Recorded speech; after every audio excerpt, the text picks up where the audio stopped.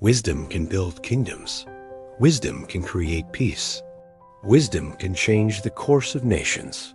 But even the wisest heart can fall in love with the wrong things. This is the story of Solomon, a king who started with fire but ended in ashes.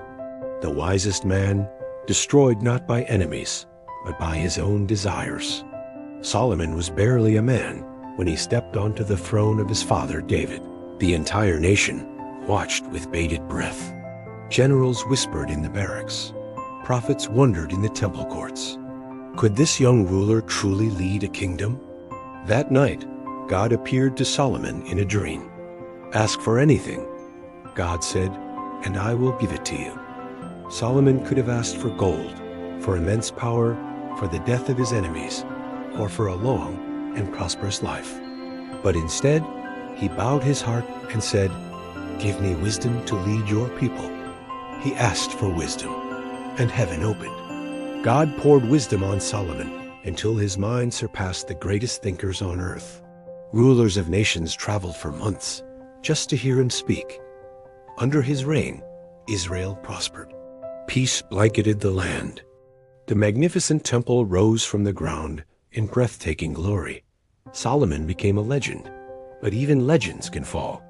Wisdom made Solomon great, but his fame made him vulnerable. He developed a deep love for beauty. He craved the sound of applause. He basked in the warmth of admiration. And he especially loved women. Princesses from Egypt, queens from distant lands, the daughters of foreign kings.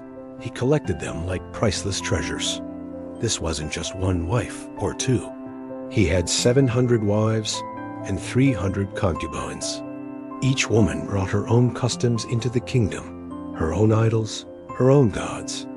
In his great wisdom, Solomon thought he could handle it. He believed he was wise enough to remain unaffected. But no man is wiser than temptation. At first, it was subtle. Solomon would only visit the temples of foreign gods out of respect for his wives. He probably told himself, "I won't bow. I'm just being diplomatic." This is a political necessity. But the human heart has a way of shifting quietly, almost imperceptibly. Soon, he found himself building altars for gods he once despised. Soon, he was burning incense to idols his father had once ordered destroyed. He was torn between the God who had made him wise and the desires that were making him weak.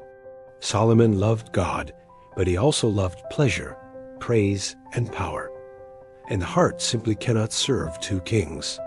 One evening, as the sun bled across the Jerusalem sky, a prophet came to Solomon with a message directly from God. "You have turned your heart away from me. You have followed other gods. You did not keep my covenant." Solomon froze. A king being rebuked. His deepest failures exposed. God's message continued. "Because of this, I will tear the kingdom from your son." Not from Solomon himself.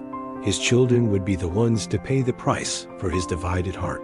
The king who had built a golden kingdom would ultimately leave behind a broken one. As Solomon aged, his vast wisdom no longer brought him joy.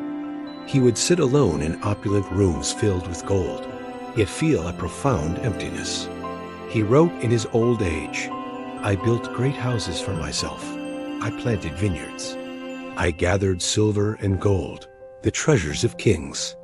But it was all meaningless. The man who seemed to have everything had lost the one thing that truly mattered, his wholehearted devotion to God. In his final years, Solomon picked up his pen and wrote words that still shake the world today.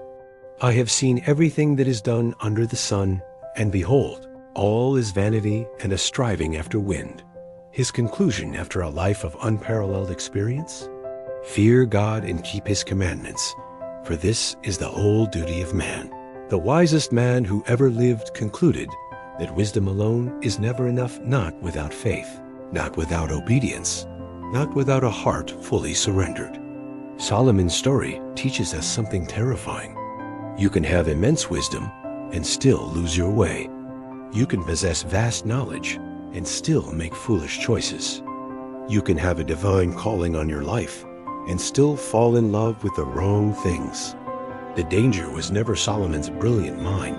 It was his divided heart. Your gifts, your talents, your intellect, ... They cannot protect you from your own desires.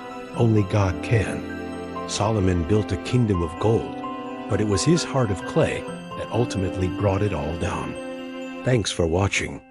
If this story resonated with you, please like, share, and subscribe for more content that explores the deeper truths of life. See you next time.